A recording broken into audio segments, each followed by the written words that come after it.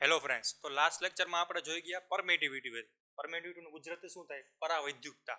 Means કે વિદ્યુતીય ક્ષેત્રોને કેટલું દૂર લઈ જઈ શકે છે. એનો મતલબ એમ કે કોઈ પણ વસ્તુ હોય, દાખલા તરીકે આપણે ઉદાહરણ જોઈ ગયા બરોબર, રોડ ઉપર કે રોડ ઉપર જે ગાડી જઈ રહી છે તો અલગ અલગ રોડમાં અલગ અલગ રીતે તેને પરમિશન આપશે, અલગ અલગ રીતે એને અવરોધ આપશે, અને કેટલી સ્પીડ કેના ઉપર આધાર રાખશે? તેની અવરોધકતા ઉપર, બરોબર, કે કેટલી પરમિશન આપશે. અલગ રોડ અલગ રીતે અલગ અલગ પરમિશન આપે છે, બરોબર. તો તે આપણે આગલા લેક્ચરમાં જોઈ ગયા. એવી જ રીતે બે વિદ્યુત ભાર, દાખલા તરીકે Q1 અને Q2 ને કોઈ એક મીડિયમમાં રાખવામાં આવે છે, માધ્યમમાં રાખવામાં આવે છે. તો આ વિદ્યુત ભાર વડે બીજા વિદ્યુત ભાર પર કેટલું બળ લાગશે એ કોણ નક્કી કરશે? કે એ પોતે અંદર માધ્યમ પોતે નક્કી કરશે કે મારે આમાંથી જે ઉર્જા ઉત્પન્ન થાય છે, વિદ્યુત બળ એટલે શું થાય? કે એક પ્રકારની ઉર્જા થઈ કે નહીં, કે ઉર્જા આને ટ્રાન્સફર કરે છે. કેવી ઉર્જા? કે જે ઉર્જા લઈને આ ભાઈ સમાન વિદ્યુત ભાર હોય તો આગળ જશે, અને વિજાતીય વિદ્યુત ભાર હશે તો ખેંચાશે. તો એ ખેંચાઈને દૂર ક્યારે જાય? કે એમાં એક વર્ક ડન થયું હોવું જોઈએ ને, એમાં કાર્ય થયું હોવું જોઈએ, બરોબર. કાર્ય એટલે શું થાય? કે કોઈ વસ્તુને આપણે એક જગ્યાએથી બીજી જગ્યાએ મૂવ કરવી હોય તો આપણે એને બળ લગાડવું પડે. બળ લગાડશે તો શું કરશે? કે એક જગ્યાએથી બીજી જગ્યાએ જાય, ડી અંતર કાપશે. તો એમાં આપણે કેટલી ઉર્જા ખર્ચાશે, બરોબર ને. એક પ્રકારે છેલ્લે તો ક્યાં આવીશું? બધે ઉર્જામાં જ આવ્યું. તો આમાં સેમ વસ્તુ થશે કે ઉર્જા ખર્ચશે. કોણ ખર્ચશે? કે આ ક્યુ વીજભાર કોના ઉપર? કે Q2 ઉપર. કઈ દિશામાં? તો આની વિરુદ્ધ દિશામાં કાર્ય કરવામાં ઉર્જા ખર્ચશે. સેમ વસ્તુ આના ઉપર બળ લગાડશે, બરોબર. તો જો સમાન હોય, માની લો કે પોઝિટિવ વીજભાર હોય, પ્લસ ક્યુ, બેમાં પ્લસ ક્યુ જેટલો ચાર્જ હોય, તો બેને એકબીજાથી ધક્કો મારશે. તો ધક્કો મારવા માટે કાંઈક ઉર્જા ખર્ચાણી હશે, બરોબર. તો એ ઉર્જા કેટલી ખર્ચાશે ને એના માપને પણ તમે કહી શકો પરમિટિવિટી. તો અલગ અલગ માધ્યમમાં અલગ અલગ પરમિટિવિટી હોય, બરોબર. પરાવૈદ્યુતકતા આપણે એને પરમિટિવિટી તરીકે જ ઓળખશું, બરોબર. મોસ્ટ ઓફ જગ્યાએ ઇંગ્લિશ વર્ડ આપણે યુઝ કરીશું. તો પરમિટિવિટી તો આપણને ખબર પડી ગઈ કે કેટલું પરમિટ થવા દે છે, કેટલું પાસ થવા દે છે એના માપને, બરોબર. તો જે આપણે હવે આપણી પાસે જે ઇક્વેશન હતું, બરોબર, ફોર્સનું, કયું હતું? Q1 Q2 by 4 pi times આરનો વર્ગ. એપ્સાઇલોન નોટ નથી લીધો, એની પહેલાનું આપણે જે ડિરાઈવ કર્યું હતું. આ શું દેખાડે? કે જ્યારે વિદ્યુત ભારને એક પ્રકારે કોઈ એવા માધ્યમમાં રાખવામાં આવે કે જેમાં હવાના અણુ ન હોય, ક્લિયર ને, તો હવાના અણુ ન હોય તો એના ઉપર આટલા ન્યૂટનનું બળ લાગે છે, બરાબર. આટલા ન્યૂટનનું બળ લાગશે. દાખલા તરીકે કોઈ તમે એવું એક માધ્યમ લીધું કે જેમાં ઓક્સિજન, નાઇટ્રોજન, કાર્બન એક કઈ પ્રકારના અણુ છે જ નહીં, શૂન્યાવકાશ છે, દાખલા તરીકે, બરોબર. શૂન્યાવકાશમાં પણ માની લો કે કોઈ એવી ક્રિયા થતી હોય જેમાંથી કોઈક નવા કણોનું સર્જન થાય કે ઉત્સર્જન થાય, એવું નથી થતું, કાંઈ થતું જ નથી. એવું એક માધ્યમ લીધું, બરોબર. શૂન્યાવકાશ છે ને અલગ જ માધ્યમ. માની લો કે પૃથ્વીની બહાર જાવ તો એ શૂન્યાવકાશ ગણાય ને, પણ એ નહીં, એનથી ને એવું અલગ માધ્યમ કે જેમાં આ ઇક્વેશન મુજબ આપણે બળ ગણી શકીએ, બરોબર. પરંતુ આપણે શૂન્યાવકાશમાં અથવા તો એનાથી વધુ આપણે જે ચોક્કસ માધ્યમ લીધું છે, માની લો કે માધ્યમ એને કહી દઉં માધ્યમ નંબર 1.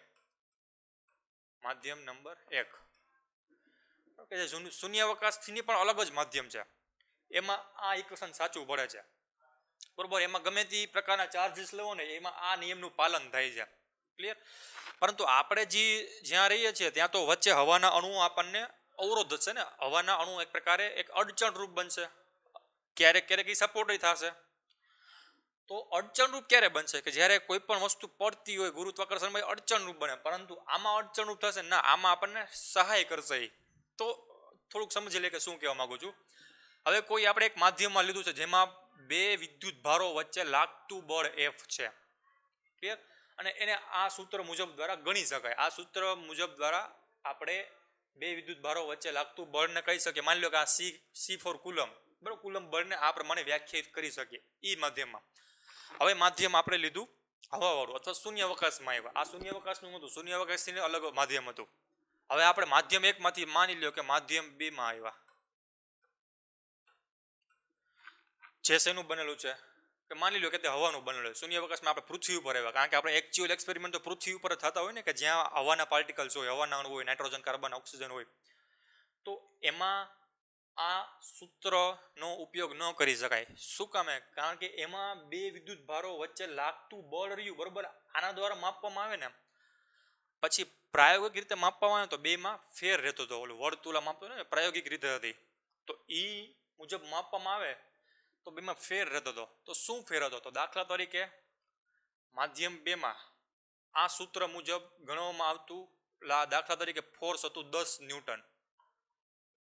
ક્લિયર? હકીકતમાં પ્રાયોગિક રીતે મળેલું હતું ને એ મળતું હતું, માની લ્યો કે 15 ન્યૂટન. એનો મતલબ એમ કે આ સૂત્ર માધ્યમ બે માટે ખોટું પડતું હતું. ક્લિયર ને? કારણ કે બેમાં બળ અલગ અલગ મળે. સાચું બળ આપણું આવડું આ છે, હકીકતમાં આ બળ આવું મળે છે, બરાબર, 10 ન્યૂટનનું. તો આ બળ ખોટું પડે ને. આ બળથી આપણે કઈ વસ્તુ બનાવીએ તો ખોટી બને, કારણ કે હકીકતમાં તો 15 ન્યૂટન લાગે છે અને આપણે કેલ્ક્યુલેશન કેના મુજબ કરી 10 ન્યૂટનની. તો આપણે કંઈક એક એડ વસ્તુ કરવી પડે કે નહીં, કે જેથી કરીને અલગ અલગ માધ્યમમાં લાગતા અથવા અલગ અલગ માધ્યમમાં કોઈ પણ બિંદુવત વીજભારોને રાખતા કેટલું બળ મળી શકે. તો એના માટે એક એવો સાર્વત્રિક નિયમ પાછો બનાવવાની જરૂર પડી, પાછું એડવાન્સમેન્ટ લાવવાની જરૂર પડી, નિયમમાં કંઈક સુધારા વધારા કરવાની જરૂર પડી, બરોબર, કે મીન્સ કે સમીકરણમાં.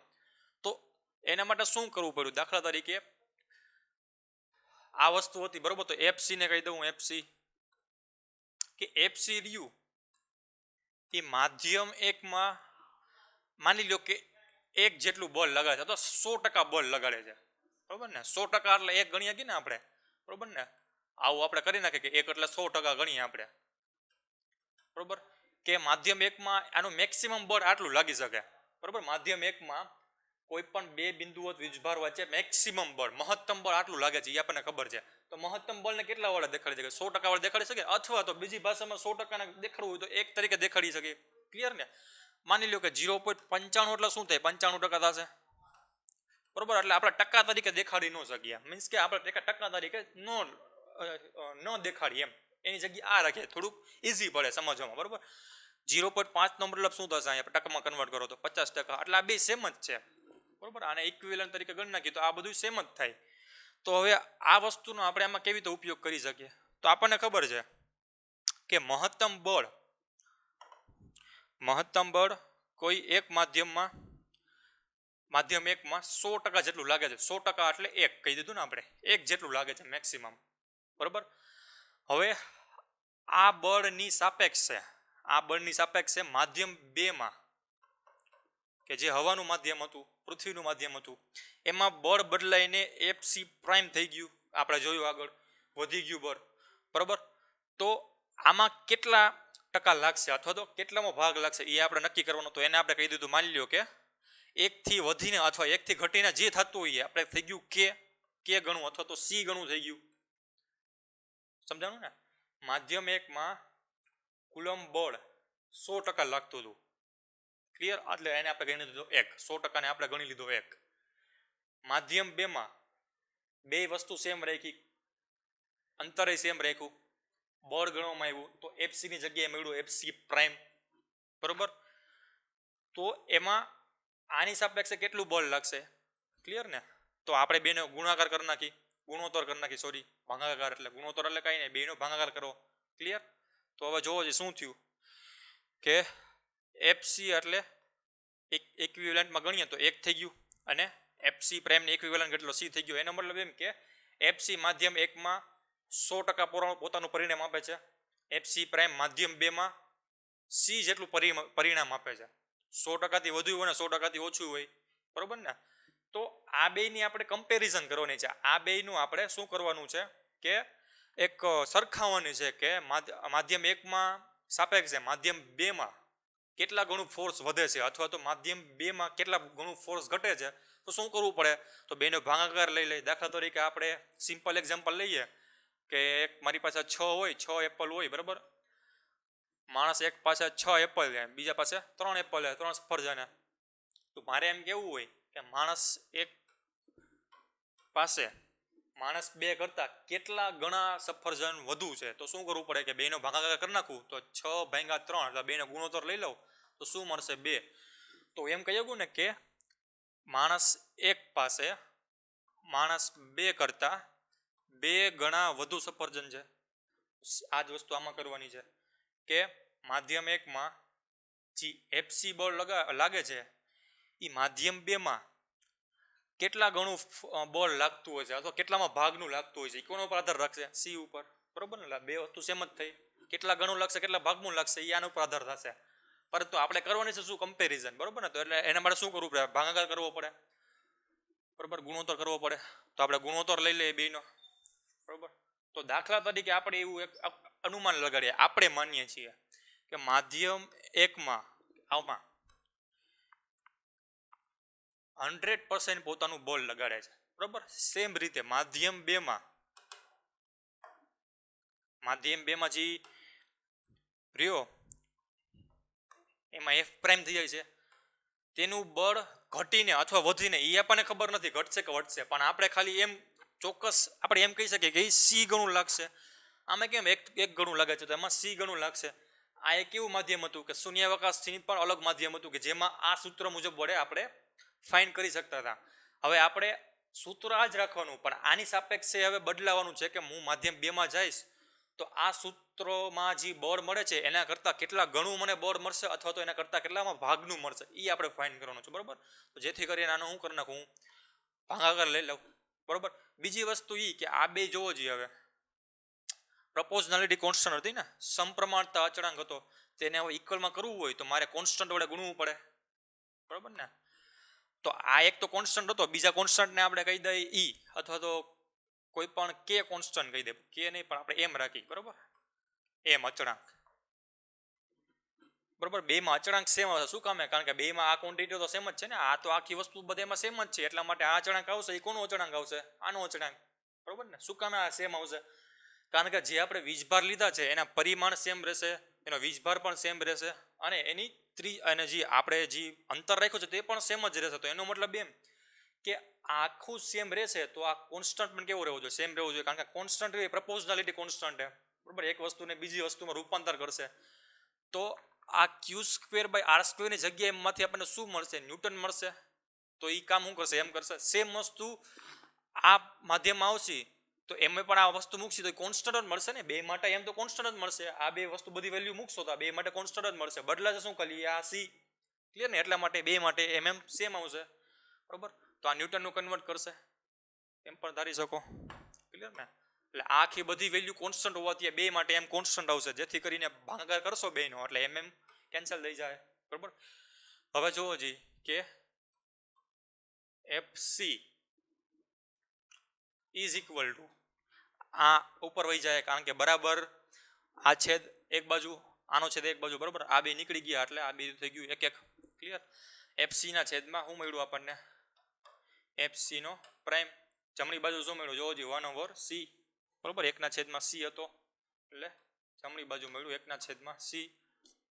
બરોબર ને? આ વેલ્યુ અહીંયા મૂકી દો. ક્લિયર? તો એફસી ઇઝ ઇક્વલ ટુ શું મળ્યું? એફસી પ્રાઇમના છેદમાં શું મળ્યું? સી મળ્યું કે નહીં? તો આ આપણું રિલેશન મળી ગયું.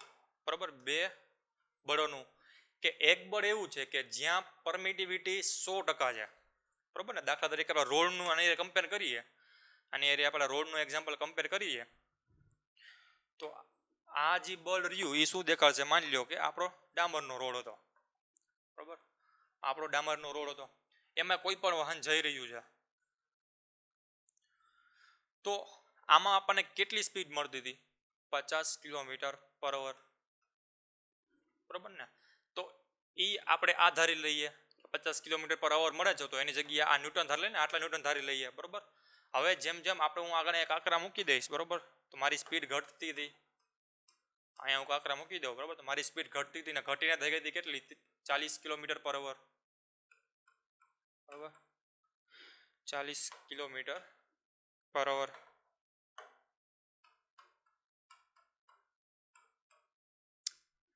તો એનો મતલબ શું થયો કે અહીંયા પરમિશન વધારે દે છે જવાની, અહીંયા પરમિશન ઓછી દે છે. બરોબર, તો આ સૂત્ર મુજબ જોવો જોઈએ તો આ બળ કયું હતું? પછીનું બળ હતું ને, અહીંયા લાગતું બળ હતું. તો માની લ્યો કે અહીંયા લાગતા બળને આપણે કેના વડે દેખાડી દઈએ? એનાલોજીથી એફસી વડે. અહીંયા કેના વડે દેખાડી દઈએ? એફસી પ્રાઇમ વડે. બરોબર ને? આ સેમ જ વસ્તુ છે, પહેલાનું બળ હતું આ પછીનું બળ છે. તો આ બે આપણે કમ્પેરિઝન કરીએ બે કેસમાં બરાબર, ભલે અલગ અલગ રહે પણ આપણે સમજી શકીએ. તો અહીંયા એફસી બળ અને એફસી પ્રાઇમ બળ જે લાગે છે તો આ એફસી બળ કરતાં એફસી પ્રાઇમ ઓછું છે, કારણ કે અહીંયા શું કરે, આનો ઓપોઝ કરવો પડે ને, અથવા તો સ્પીડનું કરો, આપણે સ્પીડની લઈએ તો સ્પીડ ઓછી થઈ જાય છે ને, એનો મતલબ એમ કે બળ ઓછું થઈ ગયું આગળ જવા માટેનું, અહીંયા બળ વધુ છે.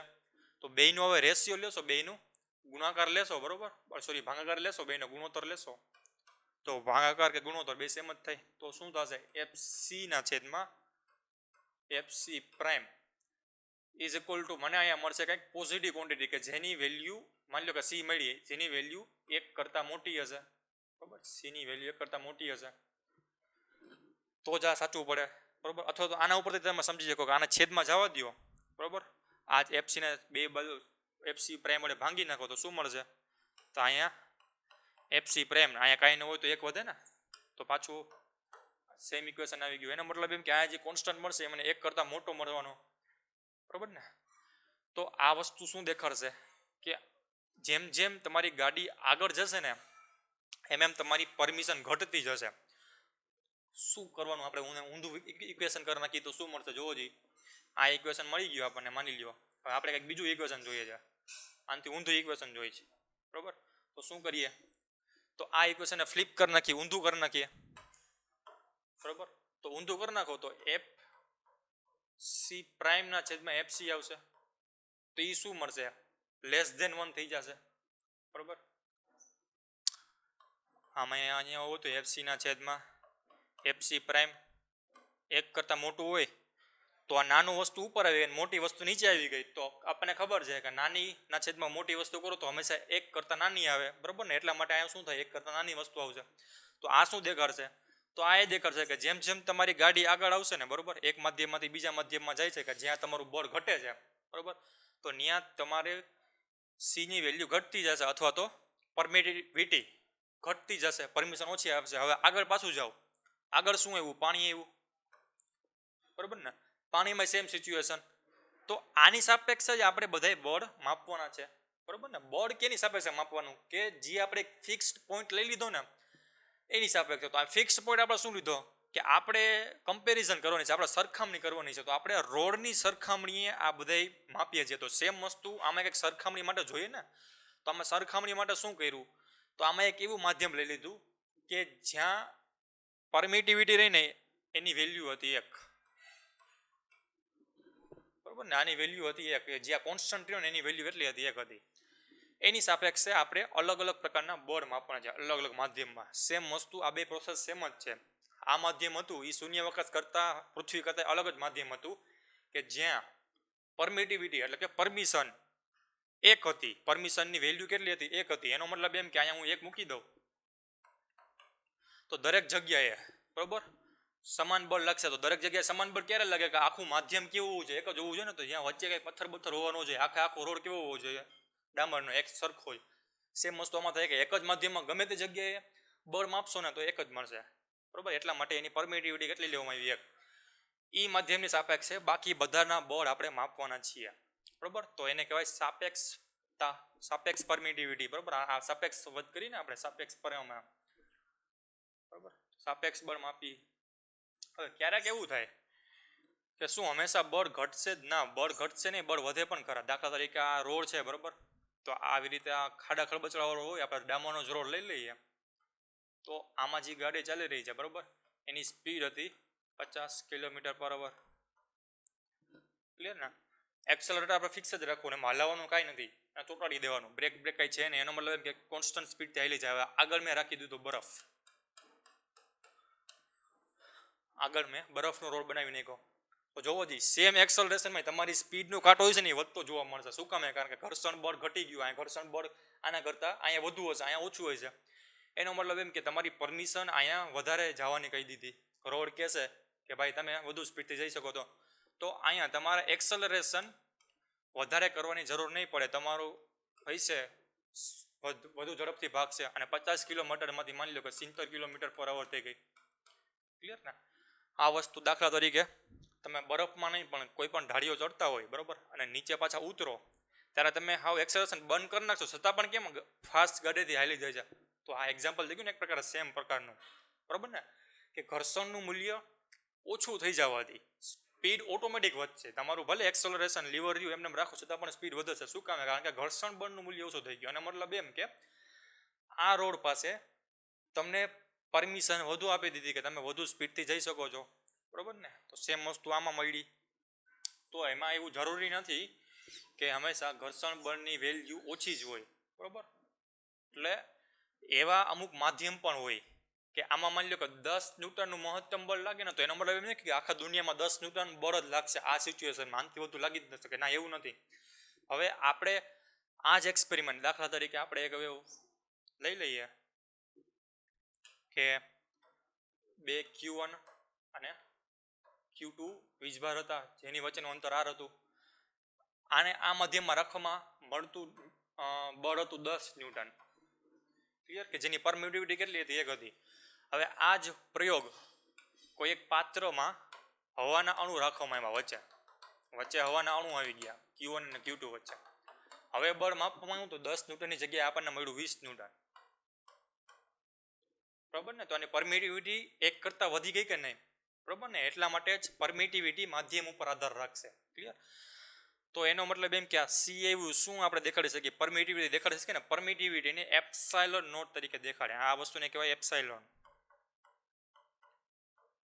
એપ્સાઇલોન, બરોબર? એપ્સાઇલોન.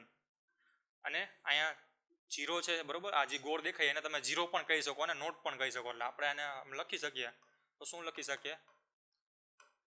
એપ્સાઇલોન 0 અથવા 0 ને નોટ તરીકે પણ તમે લખી શકો, એપ્સાઇલોન નોટ, બરાબર? એપ્સાઇલોન 0 અથવા એપ્સાઇલોન નોટ. આ પ્રમાણે આ કોન્સ્ટન્ટને દેખાડવામાં આવે. તો આપણે સી ની જગ્યાએ એપ્સાઇલોન નોટ મૂકી દઈએ, બરાબર ને? આવી રીતે આ વસ્તુ આપણે એડ કરવાની થઈ. ક્યારે? કે જ્યારે આપણે બીજા માધ્યમમાં હોય ત્યારે. ક્લિયર?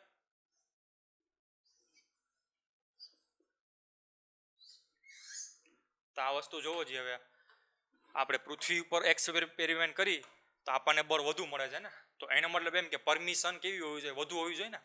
તો માની લો કે આપણે પૃથ્વી પર બળ એફસી મળે છે. પૃથ્વી પરનું બળ માની લો કે હવે એફસી છે. હવે આ બધું ભૂલી જાઓ, બરોબર? હવે આને કઈ જરૂર છે નહીં. આપણને એવો કોન્સેપ્ટ ક્લિયર થઈ ગયો. પૃથ્વી પર બળ આપણને એફસી મળે છે. કોના કરતા? તો એફસી પ્રાઇમ કરતા. એફસી પ્રાઇમ ક્યાં છે? આ એફસી રહ્યું, બરોબર? એ પૃથ્વી પરનું બળ છે. અહીં નીચે લખી નાખું. પૃથ્વી પર લાગતું બે દાખલા તરીકે પૃથ્વી પર એક્સપેરિમેન્ટ કરવામાં આવે તો એનું બળ છે.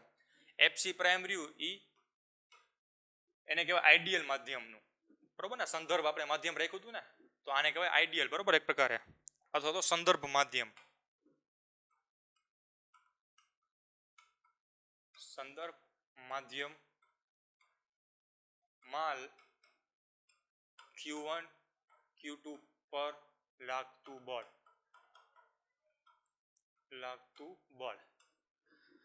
આ વસ્તુ ક્લિયર? છેદમાં શું લખવું પડે આપણે? Epsilon naught. જો આમાં હવે કોઈ પણ આ તો બદલાઈ શકે ને. આપણે કીધું એ પ્રમાણે કે માધ્યમ ઉપર આધાર રાખે. તો આની વેલ્યુ 1 કરતાં નાની પણ હોઈ શકે, આની વેલ્યુ 1 કરતાં મોટી પણ હોઈ શકે. તો હવે આમાં શું થાય? માની લો કે એપ્સાઇલોન નોટની વેલ્યુ રહે, બરોબર? એ ફિક્સ જ હોય. મીન્સ કે અહીંયા આગળ નોટ લખી નાખો તો આની વેલ્યુ ફિક્સ થઈ જાય, પણ અહીંયા એપ્સાઇલોન લખી નાખો તો આ વેલ્યુ માધ્યમ ઉપર આધાર રાખે. તો આ એપ્સાઇલોન નોટ એટલે શું થાય? કે આની થાય ફ્રી સ્પેસમાં પરમિટિવિટી. મીન્સ કે પૃથ્વી ઉપર અથવા તો હવાની, બરોબર? હવાની પરમિટિવિટી, બરોબર? મીન્સ કે પૃથ્વી ઉપર જ્યારે અવલોકન કરવામાં આવે ને ત્યારે પરમિટિવિટી મળે ને એને કહેવાય એપ્સાઇલોન નોટ, બરોબર? એપ્સાઇલોન નોટ એટલે શું થાય?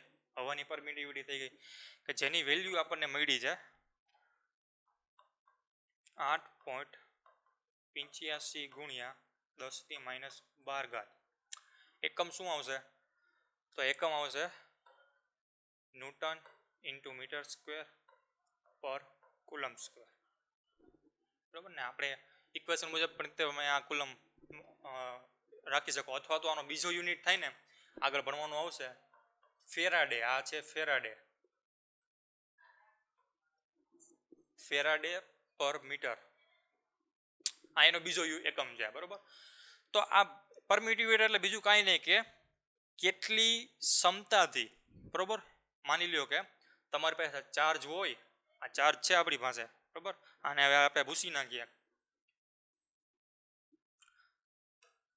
તો આપણી પાસે ચાર્જ હોય તો આ ચાર્જમાંથી આ જે બીજા ઉપર બળ લગાડશે આના ઉપર, તો અહીંયા કેટલું પહોંચશે એના માપને પરમિટિવિટી કહેવાય, સિમ્પલ ભાષામાં કહીએ ને તો, બરોબર ને.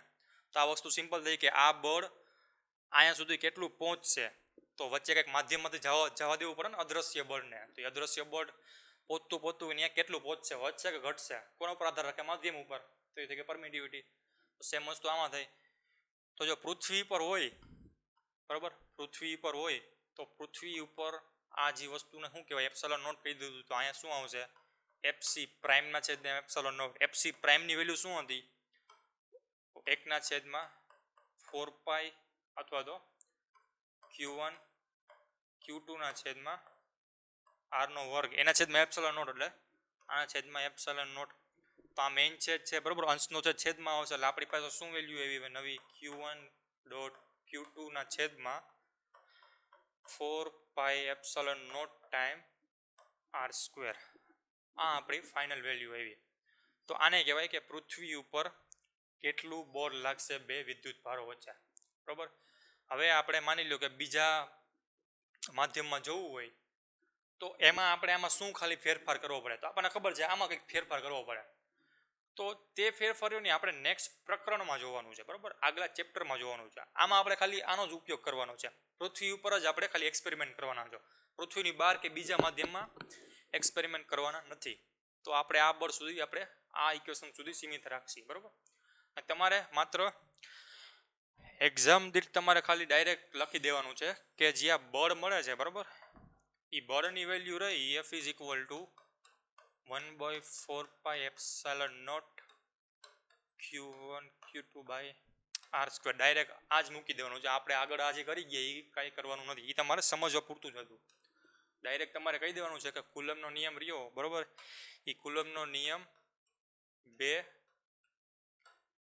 વીજભારના ગુણાકારના સમપ્રમાણમાં અને બે વચ્ચેના અંતરના વર્ગના વ્યસ્ત પ્રમાણમાં મળે, બરાબર. આ પહેલું સ્ટેપ થયું. બીજું સ્ટેપ શું લખવાનું કે આ સમપ્રમાણતા અચળાંકને કાઢી નાખી તો આપણે અહીંયા કોન્સ્ટન્ટ ગુણવો પડે, બરાબર, કોન્સ્ટન્ટ વડે ગુણી નાખ્યો. તો આ કોન્સ્ટન્ટનું નામ આપણે શું કહી દીધું, પ્રપોઝનાલિટી કોન્સ્ટન્ટ કહી દીધો, પછી એને કન્વર્ઝન ફેક્ટર કહી દીધો, અથવા તો કુલમ કોન્સ્ટન્ટ જે પણ હોય એ કયો, બરાબર. પણ આપણે અહીંયા એક્ઝામ દીઠ માટે લખવાનું કે કુલમનો કોન્સ્ટન્ટ છે, કુલમ અચળાંક છે, આ કુલમ અચળાંક જેની વેલ્યુ તમારે ડાયરેક્ટ મૂકવાની છે, બરાબર. આ ત્રીજું સ્ટેપ શું આવશે કે કે ની વેલ્યુ કેટલી છે, 1/4 epsilon naught Q1 Q2 R². આ તમારો કુલમનો નિયમ હતો, બરાબર. હવે આપણે એનું સદિશ સ્વરૂપ જોવાનું છે કે કુલમનો નિયમ રહ્યો, બરાબર, તો બળ સદિશ રાશિ છે, આમાં સદિશો કે આવ્યો નહીં, તો આપણે જોયું કે સદિશ રાશિ રહી, બરાબર, તો એ આના ઉપર આધાર રાખે, આ કેટલું છે ને એ આની દિશામાં તમને બળ લાગશે, બરાબર. તો એના વિશે આપણે થોડીક ચર્ચા કરી લઈએ.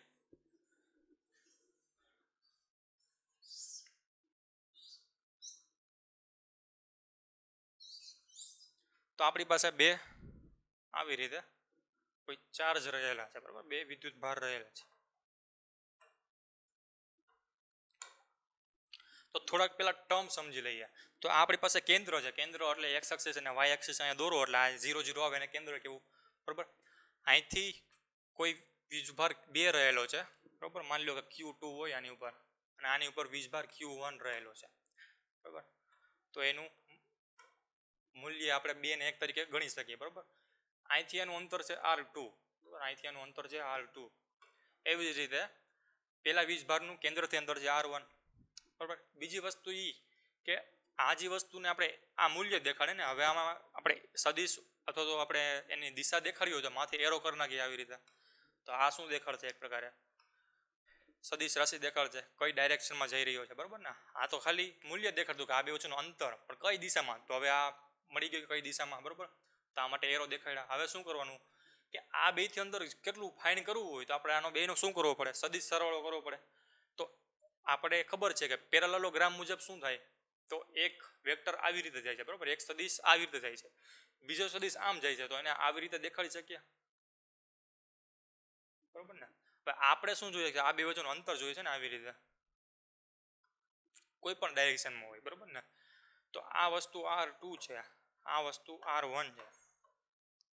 તો આપણે શીખી ગયા આગળ કે સદિશ સરવાળા માટે ઘણી બધી રીતે બરાબર. એમાં પ્રચલિત રીત કઈ છે? ત્રિકોણની અથવા તો પેરેલલોગ્રામની, કે અહીંથી એક પેરેલલોગ્રામ દોર નાખવાનો બરાબર આવી રીતે. પછી એનો જે દિશામાં જતો એ બાજુનો સરવાળો કરવાનો. તો હવે માની લો કે આ દિશા આમ છે બરાબર, આ આમ છે. તો બે વચ્ચે મળતો જે સદિશ થયો બરાબર, બેનો સરવાળો છે. એનો મતલબ એમ કે આ ડાયરેક્શનમાં હોય ને આપણે એને 0 ધારીએ તો આ પોઝિટિવ એક્સિસ થાય, તો આ નેગેટિવ એક્સિસ થશે કે નહીં બરાબર. આપણે પોઝિટિવ એક્સિસને એક બાજુ લઈએ તો સામેની બાજુ નેગેટિવ એક્સિસ ધારવી પડે ને. એવી જ રીતે ઉપરની બાજુ શું ધારવી પડે? પોઝિટિવ એક્સિસ ધારીએ તો નીચેને શું ધારવી પડે? નેગેટિવ એક્સિસ ધારવી પડે બરાબર ને. તો આ એક્સ વાય કોર્ડિનેટ થયું કે નહીં? એક્સ વાય આ -y -x બરાબર ને. તો આ જે પ્રિયો એ 0 થી નેગેટિવ બાજુ છે. તો એનો મતલબ એમ કે આ જે વસ્તુ આવશે એ શું આવશે? -R1 આવશે કે નહીં? પ્લસ આ જે વસ્તુ કેટલી પોઝિટિવ બાજુ હોય તો પ્લસમાં કરીને શું કરવાનું મારે? R2 બરાબર. શું મળશે મને? બે વચ્ચેનું અંતર, એને આપણે કહી દઈએ R બરાબર સદિશ. સેમ વસ્તુ આમાં દેખાડેલી છે બરાબર. તમે શીખી જ ગયા હશો પણ તોય બ્રીફલી કહી દઉં બરાબર. જેથી કરીને બે સદિશોનો સદિશ સરવાળો કરો એટલે આપણને મળે R1 - R2. હવે આપણે ટર્મ કઈ છે કે માની લો કે સદિશને જો આપણે 1 થી 2 તરફ લઈ જાય, મીન્સ કે અહીંથી અહીંયા તરફ આપણે જોવામાં આવે, આ સદિશને હું જોઉં બરાબર, 1 થી 2 તરફ જોઉં તો શું આને કઈ રીતે લખી શકાય? R21 મીન્સ કે એવી રીતે યાદ રાખવાનું કે R1 થી જોતા R2 તરફ બરાબર. 1 થી 2 તરફ જઈએ તો એને આ રીતે ટર્મિનોલોજી મુજબ લખી શકાય. તો આ એક પ્રકારે તમારે બુક પ્રમાણે તમે લખી શકો, બાકી જરૂરિયાત નથી. આ એક પ્રકારે નકામી રાશિ છે બરાબર. માની લો કે આપણે લખ્યું હોય તો આમાં R21 તરીકે લખી શકો અને એને સિમ્પલી R તરીકે પણ લખી શકો આવી રીતે બરાબર ને. એટલે આનું તમે યાદ રાખો કે ન રાખો કાંઈ ફેર નહીં પડે વધારે. તમે ખાલી R કરશો તો પણ ચાલશે બરાબર. માર્ક તો તમને આવી જશે. મેન શું સમજવાનું? આપણે કન્સેપ્ટ સમજવાનો છે ને. તો આ શું દેખાડે? R શું દેખાડશે આ કેરેટમાં? કે બે અલગ અલગ પ્રકારના વિદ્યુત ભારો વચ્ચે કેટલું અંતર રહેલું છે ને કઈ દિશામાં છે. તો એ સિમ્પલી તમે R કરી નાખશો તોય ચાલશે બરાબર. હવે માની લો કે R1 થી 2 તરફ જાઓ તો એને R21 દેખાડાય. તો 2 થી 1 તરફ જાઓ તો એને શું દેખાડાય? તો આનાથી ઊંધું કરી નાખવાનું કે 2 થી, એટલે મીન્સ કે અહીંથી તમે જોતા હોય, આમ જોતા હોય તો 2 થી તમે 1 તરફ જોવો તો એને R12 તરીકે દેખાડાય બરાબર ને. અથવા તો બેયને કોમન રીતે શું દેખાડી શકો? R વડે. એટલે આ તમે ગમે તે લોકો જવાબ તો સાચો જ પડશે. સેમ વસ્તુ બળ માટે લાગુ પડે બરાબર. તો આ સ્થાન સદિશ માટેનું હતું. બળ કઈ ડાયરેક્શનમાં લાગશે? તો ચાર્જ Q1 વડે Q2 પર લાગતું બળ બરાબર, અથવા તો Q2 વડે Q1 પર લાગતું બળ, એને કેવી રીતે દેખાડવું? તો એની ટર્મિનોલોજી આ છે બરાબર. આને સિમ્બોલ આવી રીતે સંજ્ઞા વડે દેખાડાય બરાબર. તો શું છે કે Q2 વડે Q1 પર લાગતું બળ, આ ચાર્જ વડે આ ચાર્જ ઉપર લાગતું બળ ને F12 વડે દેખાડાય. સેમ વસ્તુ ઊંધી રીતે પણ શક્ય બને કે Q1 વડે લાગતા Q2 પર બળને કેવી રીતે દેખાડવું? તો અહીંયા F દોર નાખવાનો. કોના ઉપર બળ લાગે છે?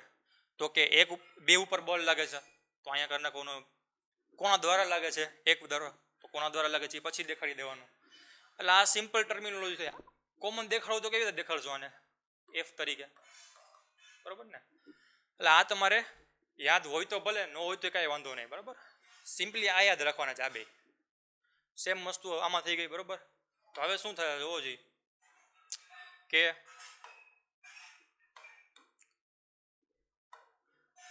આ જે વસ્તુ રહી કેન્દ્રથી R1 અંતરે, કેન્દ્રથી R2 અંતરે, બે વચ્ચેનું અંતર માપવું હોય તો આનો સદિશ સરવાળો કરી નાખો R1 + R2 એટલે મને આપણે શું મળશે? R1 - R2 બરાબર. સદિશ સરવાળો સિમ્પલ નથી બરાબર. એ તમે આગળ 11માં ભણી ચૂક્યા હશો. તો જેથી કરીને આપણે બે વચ્ચેનું અંતર મળી જશે. હવે બે વચ્ચેનું બળ કેટલું લાગશે? તો આપણને ખબર છે બળ કેટલું આવ્યું હતું આપણી પાસે કે F સદિશમાં ઇઝ ઇક્વલ ટુ કે આ તો કુલમનો constant Q1 Q2 / R². R² એટલે આ બે વચ્ચેનું અંતર બરાબર. તો બે વચ્ચેનું અંતર કેટલું છે? R સદિશનો વર્ગ અને એ સ્થાનાંતર સદિશની દિશા તો એને કહી દીધું આર. હવે આપણે આ ટર્મમાં લખવાનું છે બરોબર, એના આપણે આવી રીતે લખવાનું છે. તો શું લખી શકીએ? તો F12 એનો મતલબ એમ કે 2 દ્વારા 1 ઉપર લાગતું બળ બરોબર, 2 દ્વારા 1 ઉપર લાગતું બળ, બે સજાતીય વીજભાર છે. એનો મતલબ એમ કે બે ધન વીજભાર આપણે અહીંયા ધાર્યા છે બરોબર. તો શું થશે અહીંયા કે આના દ્વારા આના ઉપર લાગતા બળને તો કે Q1 Q2 બાય, હવે અહીંયા આપણે મોડિફિકેશન કરવું પડશે. શું કરવું પડે? તો આપણે ક્યાંથી ક્યાં જોવાનું છે કે 2 દ્વારા 1 ઉપર લાગતું બળ, તો 2 ઉપર 2 અહીંથી જોવાનું બરોબર, આપણે અહીંથી જોવાનું 2 દ્વારા 1 ઉપર લાગતું બળ. તો સ્થાનાંતર સદિશ કયો લેવાનો કે 2 થી 1 તરફ જતો હોય ને એવો સ્થાનાંતર સદિશ લેવાનો બરોબર. તો 2 થી 1 તરફ જતો હોય એવો સ્થાનાંતર સદિશ કયો છે જોવો જી, 2 થી 1 તરફ જતો હોય આ છે ને, 2 થી 1 તરફ જાય છે, આ 1 થી 2 તરફ જાય છે બરોબર. તો 2 થી 1 તરફ જતો એ સ્થાનાંતર સદિશ નીચે લખવો પડે આપણે. તો એને આપણે આવી રીતે દેખાડી કે 2 થી 1 તરફ જાય છે એ પાછું સદિશમાં ને એનો સ્ક્વેર કરવાનો. આ કયો વેક્ટર છે? સ્થાનાંતર સદિશની દિશામાંનો વેક્ટર અથવા દિશા બરોબર. તો એ સેમ જ આવશે અહીંયા R12 કેપ, કે જેનું મૂલ્ય એ છે 1 બરાબર ને, તો જેને એકમ સદિશ કહેવાય. તો આ આપણું ફાઇનલ કુલમનું સદિશ સમીકરણ બન્યું. ક્લિયર? હવે આ વસ્તુ રહી જોવો જે, હવે આના સંદર્ભમાં ગણીએ તો કે આ તો શું એવું 2 દ્વારા પહેલા ઉપર લાગતું બળ. હવે આપણે જો જાણવાનું છે કે 1 દ્વારા 2 ઉપર લાગતું બળ કેટલું થાય, તો એને આપણે ઊંધું કરી નાખીએ ને કે 1 દ્વારા 2 ઉપર લાગતું બળ, 1 દ્વારા 2 ઉપર લાગતું બળ ઇઝ ઇક્વલ ટુ કેટલું થશે કે Q1 Q2 બાય R². તો R² ને કઈ બાજુ જોવાનું? આ બાજુ તો જોવાનું કોણ કોના ઉપર બળ લગાડે છે. જેના ઉપર બળ લાગતું હોય ને એના ઉપર ત્યાંથી નહીં જોવાનું, કોણ લગાડે છે ને ત્યાંથી જોવાનું બરોબર. તો 1 થી 2 તરફનો સ્થાનાંતર સદિશ લેવાનો બરોબર. તો 1 થી 2 તરફ જતો હોય તો એ કયો છે? આ છે 1 થી 2 તરફ જાય છે, તો એ આમાં લેવાનો. તો જોવો જી એ કરશો તો આ સૂત્ર બદલી જશે કે નહીં બરોબર. આ સૂત્ર કેના માટેનું હતું? આ જે આપણે આર રહ્યો એ કેના માટેનો હતો કે જી 2 થી 1 તરફ જતા હતા એના માટેનો હતો. એનો મતલબ એમ કે આને R12 વડે દેખાડતા હતા. પણ જો હવે અહીંથી આમ આવીએ તો R12 થાય, અહીંથી આમ જઈએ તો દાખલા તરીકે આ બાજુ આવીએ તો આને આપણે ધન રેખા ધારીએ તો આની વિરુદ્ધ દિશામાં જાય તો એકને ઋણ ધારવી પડે ને સંજ્ઞા પદ્ધતિ અનુસાર. તો આને આપણે ધન ધારીએ આને, તો આપણે R21 લસી R21 એને ઋણ ધારવી પડશે ને. તો એનો મતલબ એમ કે માઇનસમાં લખવું પડશે આ સમીકરણને R1 માઇનસ R2. ક્લિયર ને? R1 minus R2. તો આ શું થયું જોવો જી, માઇનસમાં આવી ગયું, અથવા તો ઊંધી લખી નાખો તો હાલ છે, અથવા તો આવી રીતે લખી નાખી ને R2 માઇનસ R1. એ વસ્તુ આમાં લખી દઈ, આમ મૂકી દઈ. ક્લિયર? શું છે R2 માઇનસ R1? તો R2 માઇનસ R1 નો સ્ક્વેર બરાબર ને. હવે આપણને ખબર છે કે આ વેલ્યુ રહી એ શું દેખાડે? તો આ વેલ્યુ શું દેખાડશે કે R2 માઇનસ R1 રહ્યું, R2 માઇનસ R1 એ આપણને ખબર છે શું દેખાડે છે. હમણાં અહીંયા દોર્યું એ પ્રમાણે R21 એની જગ્યાએ આપણે લખી શકીએ R21. એ વસ્તુમાં મૂકો જી તો એનો સ્ક્વેર કરશે. માની લો કે હવે આને નિશાની બદલાવીને કે અદલા બદલી કરી નાખીએ તો આવું લખી શકીએ ને કે માઇનસ આગળ ગુણી નાખીએ તો R1 માઇનસ R2 બરાબર. તો એનો મતલબ એમ કે આ માઇનસ નિશાની આપણે બહાર કાઢી નાખીને એનો વર્ક કરી નાખીએ તો આ વસ્તુ આપણે પોઝિટિવ જ આવશે બરાબર ને. આ R21 રહ્યું બરાબર, R2 માઇનસ R1 રહ્યું, R2 માઇનસ R1 એની જગ્યાએ આ મૂકી દઉં આખાની જગ્યાએ માઇનસમાં, તો અહીંયા માઇનસ આવી જશે. દાખલા તરીકે આવું જ કરી નાખીએ, લખી જ નાખીએ તો માઇનસમાં શું આવશે R1 માઇનસ R2 આખાનો વર્ગ. તો જોવો જી માઇનસનો વર્ગ પ્લસ થઈ ગયો કે નહીં. તો ટૂંકમાં આમાં તમે R2 માઇનસ R1 લખો કે R1 માઇનસ R2 લખો, કાંઈ ફેર નહીં પડે. શું કામ? કારણ કે અહીંયા વર્ગ થઈ છે. ફેર ક્યાં પડશે? અહીંયા પડશે યુનિટ વેક્ટરમાં. તો યુનિટ વેક્ટર અહીંયા કેવો આવશે? 2 1 હોય તો અહીંયા R21 જ આવશે કે નહીં? 2 1. તો 2 1 તો અહીંયા જોવો જ કેવો છે, નેગેટિવ છે, એટલા માટે અહીંયા નેગેટિવ આવશે. ક્લિયર ને? આ નેગેટિવને આગળ જવા દઉં, આ નેગેટિવને અહીંયા આગળ જવા દઉં તો મને આવું ફોર્મ મળશે. બીજું બળનું સૂત્ર આવું મળશે બરોબર. હવે આ બળ અને આ બળ 2 વડે 1 ઉપર લાગતા બળને 1 વડે 2 ઉપર લાગતા બળને જોવો જ જરાક શું લાગે છે બરોબર. અહીંયા તમે ગમે તે રાખો, અહીંયા તમે ગમે તે રાખશો કાંઈ ફેર નહીં પડે છેદમાં, કારણ કે સ્ક્વેર થઈ જવાનો. ફેર ક્યાં પડશે? એના એકમ સદિશમાં. ક્લિયર ને? અહીંયા R12 અને અહીંયા R21 છે બરોબર, અહીંયા માઇનસ આવી ગયું, અહીંયા પ્લસ જ છે. તો હવે આ બેમાં કંઈક સિમિલારિટી છે, જોવો જ અહીંયા કંઈક સિમિલારિટી, અહીંયા કંઈક સરખાપણું છે. તો R12 હોય એને આપણે શું લખી શકીએ, R1 માઇનસ R2. તો R1 માઇનસ R2 હોય ત્યાં શું લખી શકીએ આપણે, R12. તો આપણી પાસે બીજું એક સમીકરણ આવી ગયું કે R21 માઇનસ આની જગ્યાએ આપણે લખી શકીએ R12 બરોબર ને. એવી જ રીતે એકમ સદિશાનો બનાવીએ તો એકમ સદિશમાં આ જ વસ્તુ થશે માઇનસ R12 બરોબર ને. તો જ્યાં R21 હોય R21 ત્યાં આપણે શું લખી શકીએ માઇનસ R12, જ્યાં માઇનસ R12 હોય ત્યાં R21 લખી શકીએ બરોબર ને. તો જોવો જ હવે આમાં મૂકી દઈએ આપણે, એ વેલ્યુને મૂકી દઈએ આ બે સમીકરણમાં. ક્લિયર. તો F12 બળ ઇઝ ઇક્વલ ટુ આ R12 ની જગ્યાએ શું મૂકી દઈએ આપણે માઇનસ R21 બરોબર, આ પેલા સમીકરણમાં. એટલે મળશે મને માઇનસ કે Q1 Q2 બાય R12 આખાનો વર્ગ ટાઈમ્સ R12 સોરી 21. ક્લિયર ને. તો આ તો કેનું મૂલ્ય છે, 21 નું મૂલ્ય છે કે નહીં બરાબર ને. આ વસ્તુ કેમાં આની જગ્યાએ હું મૂકી શકું, 21 મૂકી શકું ને. ક્લિયર ને.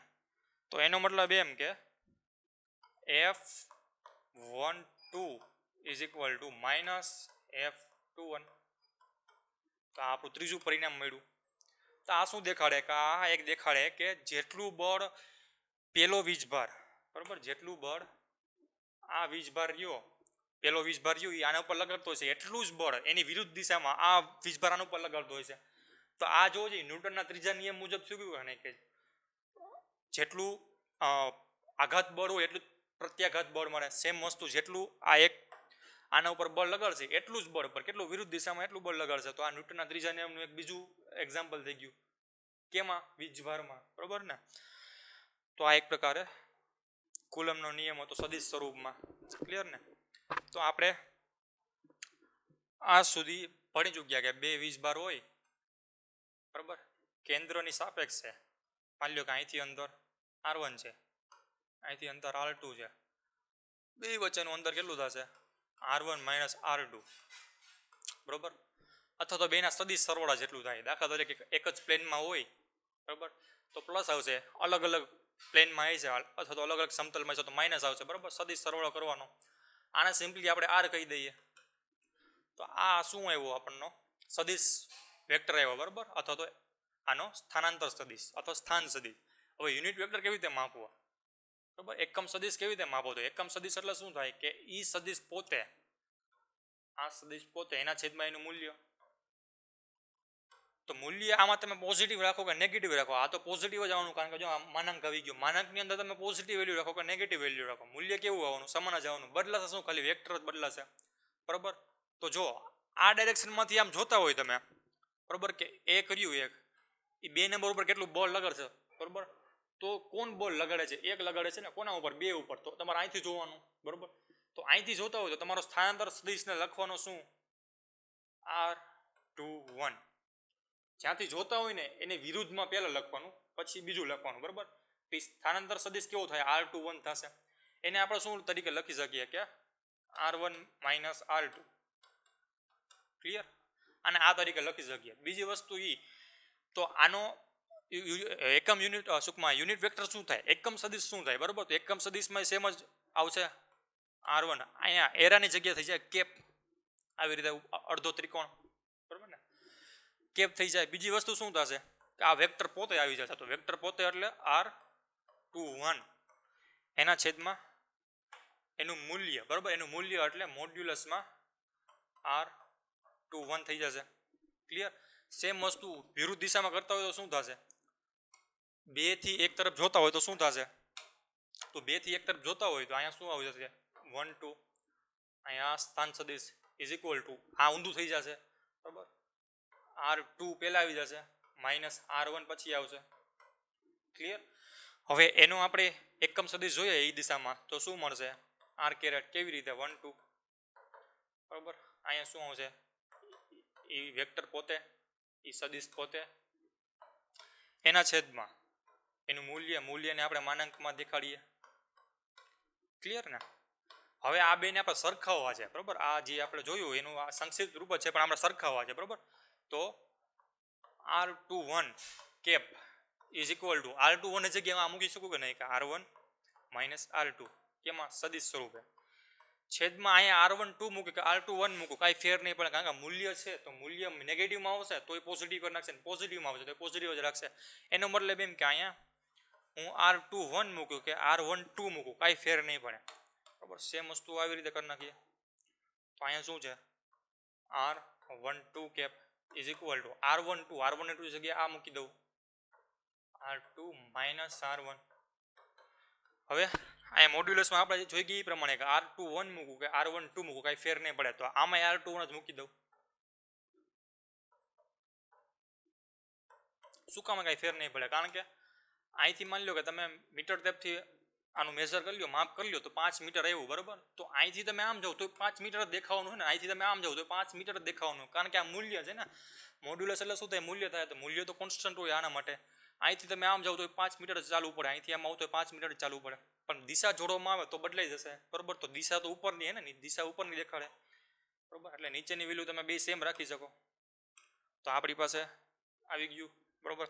હવે R21 આ એમને રાખી ઇઝ ઇક્વલ ટુ R21 ની જગ્યાએ હું આને ફેરવી નાખું, બરાબર? આને હજી ફેરવી નાખું, R1 ને પહેલાં કરી નાખું, બરાબર? માઇનસ લઈ આવી નાખું, R1 ને પહેલાં લઈ નાખું અને માઇનસ R2 ને પછી લઈ જવા દો. છેદમાં આ તો જતું જ એમને. તો જોવો જી R1 માઇનસ R2 હોય તો ત્યાં હું શું લખી શકું? R1 minus R2, R1 minus R2, બરાબર? તો ત્યાં હું શું લખી શકું કે R21, બરાબર ને? તો શું લખી શકું? આને થોડુંક એને આપણે નજીક લઈ જાય, બરાબર? આને થોડુંક અહીંયા લખાઈ દઈએ.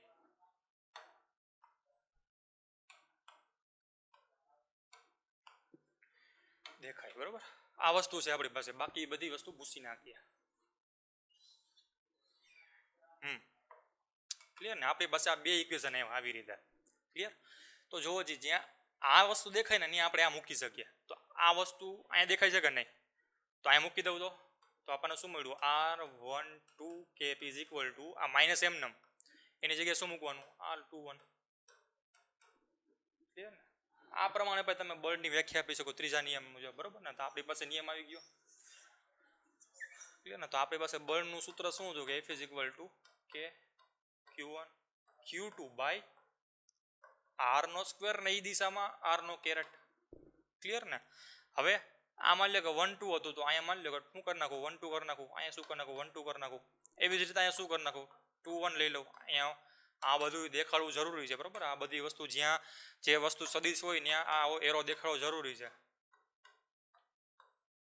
કારણ કે દિશા વગરનો માણસ નકામો છે. એવી જ રીતે દિશા વગરની રાશિ પણ નકામી છે, બરાબર? તો અહીંયા શું કરી નાખું? R21.